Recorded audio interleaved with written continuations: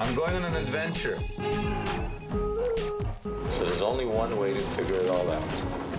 Unzip the archaeology. Make it naked.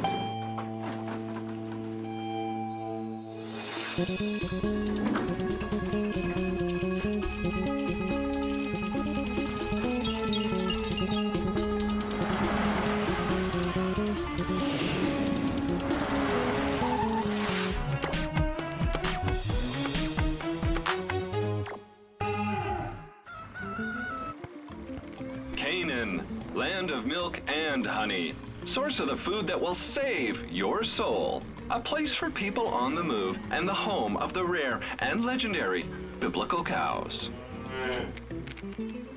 The Bible tells us that after 40 years of wandering in the desert, the children of Israel settled in a rich and fertile land. From Moses to Jesus, they enjoyed delicious and healthy food. I'm about to discover more about what they ate. Biblical food, biblical archaeology.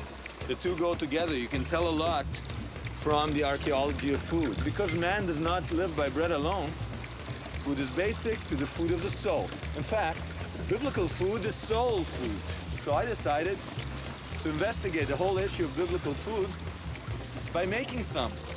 And where do you start? Water, you gotta drink. Just getting my own water. In a biblical kind of way.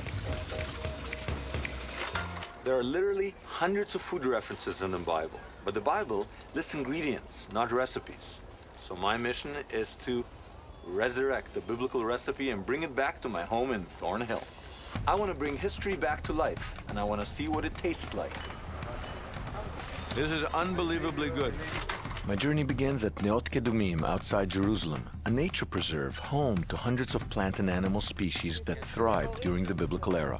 I'm meeting with Tova Dickstein, a biblical food expert. Our food today, we are spoiled, as I say. We have ingredients that didn't exist at the time of the Bible. All the vegetables, you know, tomatoes, pepper, all those, they didn't have. And no chocolate, no coffee, no tea, nothing. So They didn't have coffee? can you believe it? Mallow and Tova is applying her knowledge of botany and zoology to years of biblical study. Oh, This is hyssop. That's hyssop? Hyssop. Smells heavenly. Tova has agreed to teach me how to prepare a biblical dish. My first lesson, how to make olive oil, biblical style. What have we got here? Here we have the olive press from biblical time. Yeah, Yeah. I'm sure it's from the Roman age, like 2,000 years ago. Like Fairly this. modern. Yeah, maybe. Can I try? Yeah, sure. There's no ox, there's no donkey, but there's We me. have a You want to hitch donkey. me up? I'm kidding. I'm You not can kidding. put- 1, 2. Ah, The first step is to crush the olives using this ancient olive press. this is naked archaeology. You know what I mean? Now that I have this olive paste, I need to squeeze the oil out. Olive oil was the cooking oil in biblical times. If I'm going to do any biblical cooking, olive oil is ingredient number one. No wonder there was so much religion and philosophy in ancient days. If you sat around all day going backwards and forwards like this, your mind starts to wander.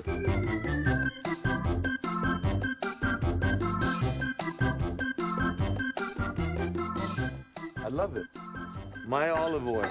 Is there a technique to this? Am I making great olive oil? Do some people have the touch? It's the same all the time. Yeah, you don't don't have magic touch, I think. We know the ancients had olive oil, but you can't live on oil alone. So I decided to check with Professor Amnon Bentor at the biblical city of Hatzor to see what else the ancients ate. Incredibly, he has discovered actual food remains. These are storage houses. So what kind of food did you find here? Chita, or wheat. Wheat. Wheat. What else? That's it. You found just, so this was basically for storing This wheat? is, yeah, we have nearly 100 kilos of it. It's quite a lot. Really? Yeah. Wheat was the gourmet grain of the ancient world, and from the book of Genesis to the book of Revelations, it is constantly praised. But what else can Hatzor tell us? We are standing in a 2,800-year-old kitchen, right? Exactly. So what you're telling me is the guys used to sit out there watching television and the women were here? Exactly. What we have here is a cooking corner. You see two ovens. They originally were much higher, something like this. They are made of clay, as you can see very well. Usually they made pita bread.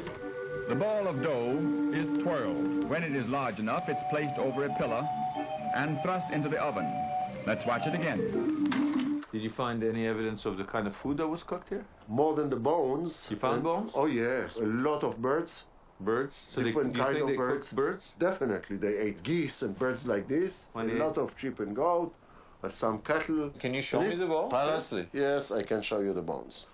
Me and my big mouth. Why do I? You mentioned bones. Okay, look. You want bones? Here Yeah, you have where? bones. Where? All these are bones. You Oh want? my Here is goodness. one. Whoa, Look at this. Here is a horn, I think. It's a horn, wow. Can I think. touch it? You can touch anything you like. Does this look like a chicken bone to you?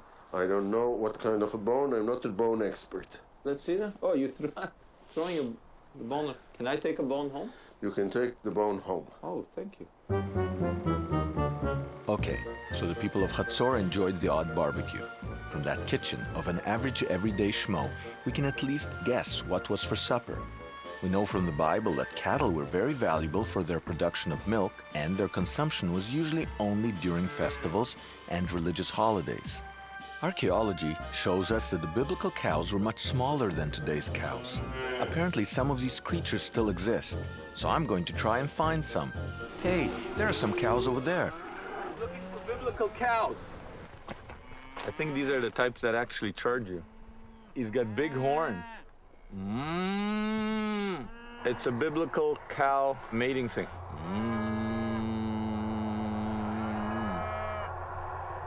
The truth is, those are not biblical cows. They're too big. And that's an interesting thing, archaeologically speaking. You look at bones, and you figure out how big were they. They couldn't have been big like these kind of Texas-looking cows. It seems that there's only about 100 of those biblical cows left. It's a species that's almost extinct. And I'm looking for them, and I haven't found them yet.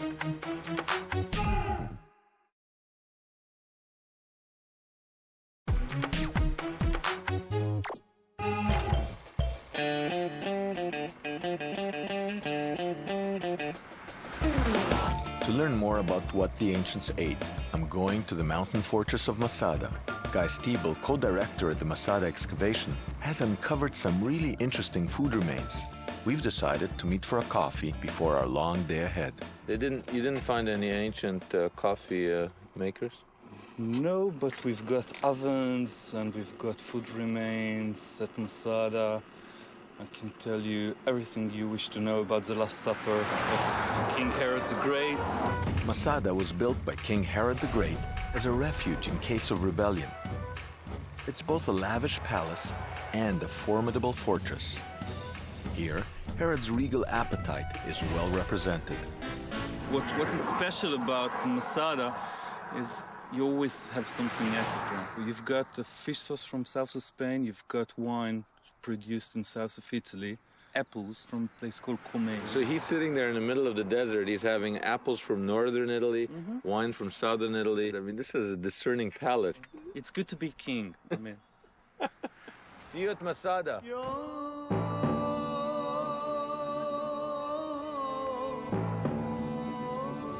Suckers. 75 years after Herod's death, Jewish rebels made a last stand here against Roman authority. I know Herod the Great lived like a king, but what I want to know is how did the rebels live? You know, we were talking palaces. This is not a palace. This is part of the defense Wall. Wall. Yes, we're in the casement wall. in the wall itself. Yes. And this is real life. This is a real living quarter of one of the defenders. Yes. What we have behind us, this is a silo where they kept their grain and wheat. Right. Nothing was reconstructed. So this- You could see the walls. This is original plaster. And this is a place where you would place your oil lamp. And you have a niche, if you'd like, a closet where you put your Cell phone, your watch. Oh, you well, put- sort of stuff. And if you look here, this is a stove or a cooking place. a real little stove. You Yeah. came home, you wanted a tea. You know. And you would cook here. And again, Masada is so special. Not only that we have this stove intact, you have the remains of the ashes that while cooking, this is what you get. I mean, smoke coming up, and Right, so this is the this is actual the original ash. Yeah. ash from whatever they cooked on this Yeah, little this is stove. not a destruction. This is just from daily life. They would put the wood in inside, here. and here you had fire, and this would come out. Just I can cook. smell it. I can feel it. I'm Nearly. not joking. No. I mean, it's so real. It's not some Yeah. museum under Yeah. glass. Why is it so well preserved here? We're in the middle of the desert, and because of this aridness and it's so dry, things will preserve here. I'm talking about thousands of years. So this is part of working at Masada. Everything seems to preserve. Archaeology doesn't get better than this. Eh? No, it can't.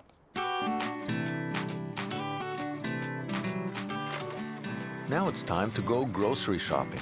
I need ingredients for the biblical meal I'm going to bring back home. And there's no better place to go than the Machaneh Yehuda market in Jerusalem.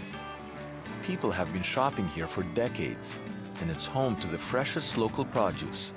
When you're looking for authentic, natural biblical foods, this is the place to be. This is Fifi. Fifi, you don't know how lucky you are that the Philistines aren't around anymore.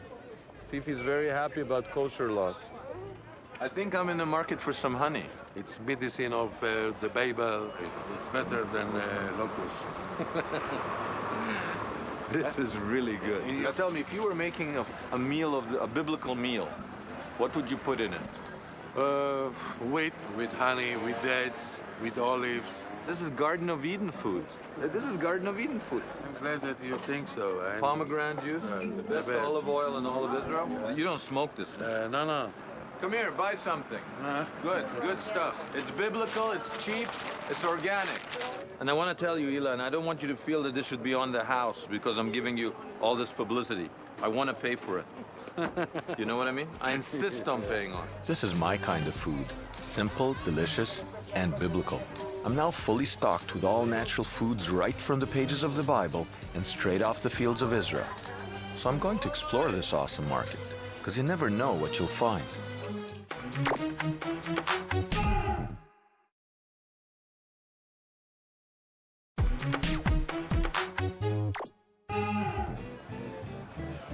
Here I am in the Machaneh Yehuda market, and I've heard about this Yemenite guy who uses foods mentioned in the Bible in homemade remedies and medicines. Open sesame, open sesame. I definitely have to check this out. Okay, tell me what you got here, show me. Etrog juice. This is etrog juice? It's when your body needs this one, not this one. Tastes good, it's biblical, and it heals you. All right. Yeah, very healthy. Kind of green, isn't it? It's very rich. This one, the first one. It's a different kind. Yeah, this one. Oh, this is hot. It's hot. Whoa, hot stuff. It's cinnamon, ginger, dates. You feel the taste of the all time? I feel the taste of all times. I do things from my pure heart. The soul is inside. So this is real soul food. No, we have inside the best healing. Okay, let's go over there. He's gonna heal me. I'm not sure what kind of healing my new Yemenite friend has in mind. I just hope there's no needles involved. I've had all sorts of weird things. What have I had? My head is spinning. My nose is running. No, your nose will fix it. It's special herbs. Put inside of your nose. Stick this in my nose? Yeah. More. Inside. Inside, yeah. Oh, No, breathe inside deeply. Out. No, you make it wrong. wrong. Inside of your nose. This inside. too? Another one. You feel much better? I feel great. No, you look beautiful. I'd rather look handsome. Handsome, yeah, you're right. Half, you build your face again. Yeah. You feel fresh? It feels certainly wet. You know how old I am? By the way, it's have to close you like this. Is this the final part? All my treatment, Yeah. it's come from voice of dreams. And my You hear dream, voices in your dreams?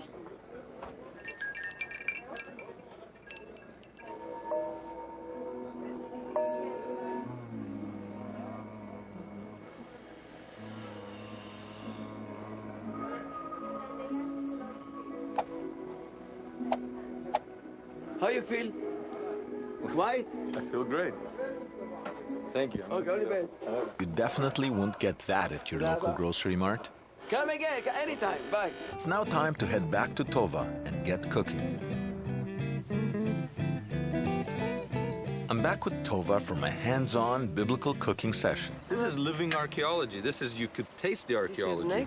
This is naked. This is naked archaeology. I mean, instead of just digging things up, you're bringing them back to life, right? Yeah, that's what I'm doing, exactly. Tova is going to teach me how to make a dish with all biblical We are ingredients. doing fava beans had mentioned in the Bible few times. The fava bean is mentioned in the Bible? Yeah. Oh, yeah? In what context? Ezekiel.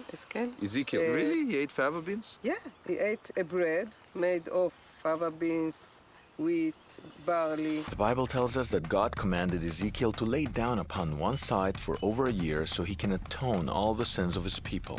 It's kind of like an extended timeout. Among the foods that God instructs Ezekiel to eat is a tasty bread made of wheat, barley, and fava beans.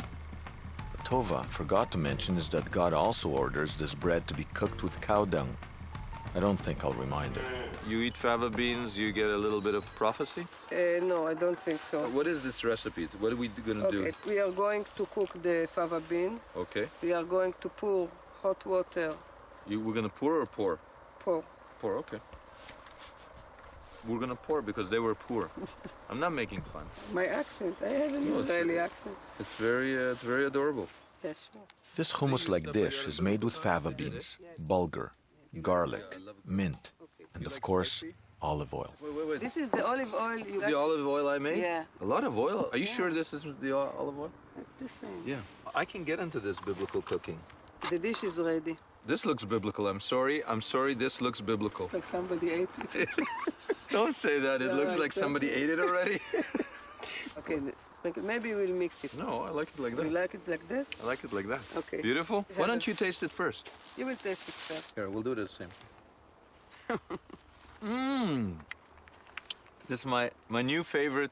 It's delicious. What you've done is detective work, taken Yeah. Aramaic sources, Roman sources, biblical sources, rabbinic sources, and you've brought to life dishes that haven't been made in this way for 2,000 years. That's right.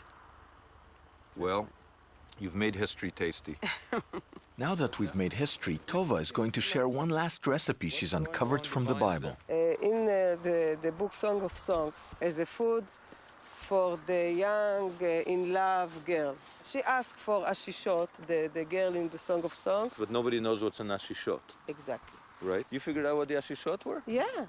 Lentils. They gave him lentils that have been ground, toasted. Toasted ground lentils. Toasted ground lentils, fry with honey. A recipe. Yeah, so A recipe. Yeah. You put the pieces of the Yeah, puzzle a bit- together, and you exactly. realize that this thing called ashishim in the beautiful Song of You want Songs. the- First you realize it's lentils, then you realize that it's pancakes. And- Wow, so it's lovers' food. It's lovers' food. mean, It's like chocolate, it's sugar. So this And- is virility food. Yeah. Simka. I've been tipped off. Apparently some biblical cows have been spotted nearby. This is my last chance to see these mysterious creatures. Where are the cows? The biblical cows. Biblical cows aren't like other cows. They're smaller, they're thinner, they're healthier, they last longer, and they're almost extinct. We found them.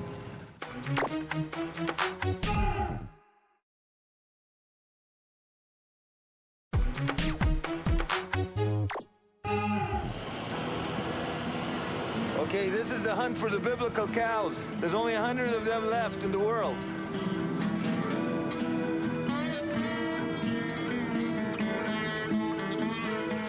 We found the cows. These are biblical cows. If I get too close to them, they're gonna run away. Looks like they're gonna run away anyway. They don't look like other cows, really, actually. There's only 100 of these cows left in the world. And when the Bible talks about cows, they're talking about those guys. It's where the Bible meets McDonald's. The biblical cows seem to have escaped us, but you saw them. Archaeology come to life. I gave them the mating call, but they didn't listen. They ran away. It's happened before. But I feel good. I found them. My hair okay? You look nice. Yeah? Okay, so what I need is a special recipe to take home. Okay. I have the recipes in Hebrew, but it doesn't matter. I don't know, I'd kind of like to learn how to make those love pancakes. a biblical meal for my family. It's nice. And I can involve the whole family, give tasks to the different kids. Yeah, I love it. yeah. Guys, kids, I'm coming home. Daddy's learned to cook. Biblical food time. I feel like I've traveled back in time. I've held 3,000-year-old bones, smelled the ash of a 2,000-year-old stove, gathered foods named in the Bible. I worked a water wheel and an olive press. I even helped resurrect a long-lost recipe. Now it's time to bring back to Canada all that I've learned. It's time to cook a biblical dish with my family. Ha! There's my biblical food. Hey, you lucky guys! Daddy went shopping in Israel. Look at that. Look at that. It does peppers. Okay, guys, we're ready to make a biblical meal. This is what Adam and Eve must have eaten in the Garden of Eden. I don't know if they had the hot and sour sauce. Doesn't it look gorgeous? It doesn't look gorgeous? Are you working with me or against me here? Time for love pancakes. Hey, Yosefa. It's a very bad idea to put your hand on that. I went to Tova and she told me, in the Song of Songs, it says, sustain me with ashishot. Okay, do you know what an ashishot is? No, I have no idea what an ashishot is. Ziva, you know what an ashishot is? Nava? No. Yosefa? No. Adin? No. Okay, nobody else had an idea. Guess what it is? I got the recipe for an ashishot. These are love pancakes. And they figured out the recipe. This is a real biblical food. 1 cup of red lentils. Okay, now pour it in. Here comes Adin. Whoa, you ready? We're smushing around all the lentils. What? Why are you screaming? Substituted green lentils for red lentils. Red lentils are softer, green lentils are harder. This is stressing me out. Pour it in. Guys, one at a time. Let's show how we cooperate. Who's fighting with who? It's my turn. You know what happens if I take some honey and put it on your nose? We're making small patties from this lentil and sesame. What kind of patty? These are love patties. Do you see my beautiful flips, Nico? I'm falling in love just smelling the aroma. This is really awesome. Okay, this one's getting burned. Oh, they're alive. We have to pour the honey on while it's hot still. Okay. It says in Proverbs that honey is sweet for the soul and also good for the bones. Pour it all over. This is the first time that this biblical food was made by a group effort in thousands of years. That's not a joke. We're gonna eat that Bible. Who's gonna be the first in thousands of years to taste it? Shouldn't it be Daddy? Whoa! I don't know. Yeah.